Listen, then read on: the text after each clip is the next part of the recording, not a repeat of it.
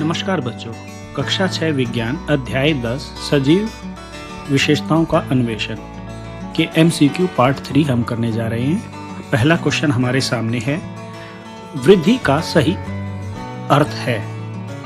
Option है शरीर और आकार में बढ़ोतरी, केवल चलना, केवल रंग बदलना, केवल बोलना। इसका सही उत्तर हमारे पास होगा शरीर और आकार में बढ़ोतरी, जो उसे हम वृद्धि कहते हैं। अगला, ड्रोसेरा कीटभक्षी पौधा की पत्तियों पर चिपचिपा पदार्थ किस लिए उपयोगी है?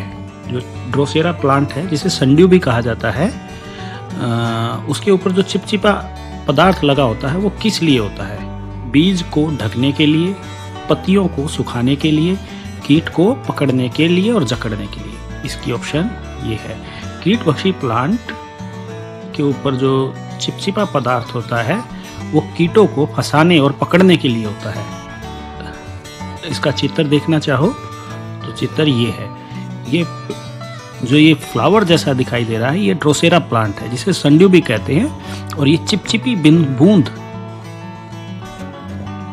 चमकने वाली बूंद गोंद जैसी है। इसके ऊपर कोई कीट फंसता है, चिपक जाता है, फिर वो भाग नहीं पाता और ये पौधा उसे खा जाता है। अपनी नाइट्रोजन की जो डिमांड होती है वो पूरी करता है। इस तरह के पौधे दलदलीय क्षेत्र में होते हैं। आगे चलते हैं।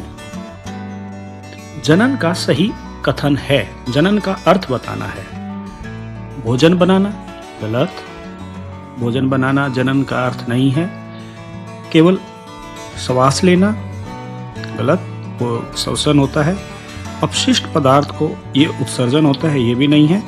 बाकी बचा डी, अपनी तरह के नए जीव को उत्पन्न करना जनन कहलाता है। बिल्कुल सही, अपने तरह के जीव को उत्पन्न करना जनन कहलाता है। अगले क्वेश्चन की ओर बढ़ते हैं। यदि भोजन, वायु और जल उपलब्ध होने पर भी कोई जीव जीवन लक्षण नहीं दिखाता तो उसे क्या कहते हैं? ऑप्शन है निर्जीव, मृत, अचल या पारदर्शी। उसे कहते हैं मृत।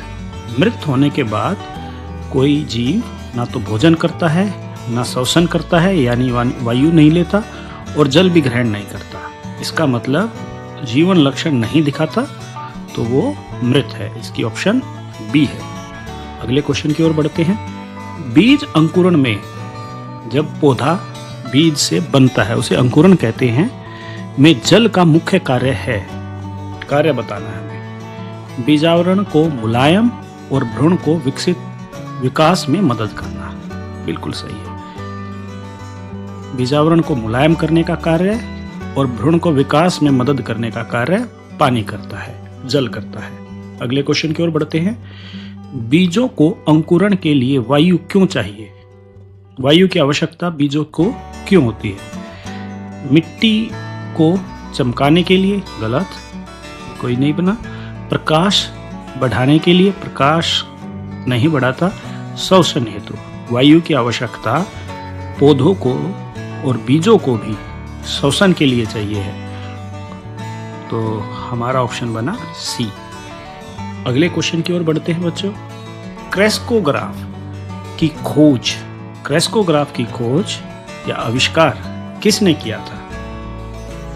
सीवी रमन इफेक्ट की खोज की थी। चार्ल्स डार्विन नहीं। जगदीश चंद्र बोस ने क्रेस्कोग्राफ की आविष्कार किया था। तो इसका ऑप्शन ये है। और जगदीश चंद्र बोस का ये चित्र है, फोटो है। अब देखिए, ये भारतीय वैज्ञानिक थे। अगले क्वेश्चन की ओर बढ़ते हैं। क्रेस्कोग्राफ किस काम आता है? जल मापन, वृद्धि माप और प्रतिक्रिया माप। इसकी ऑप्शन है बी।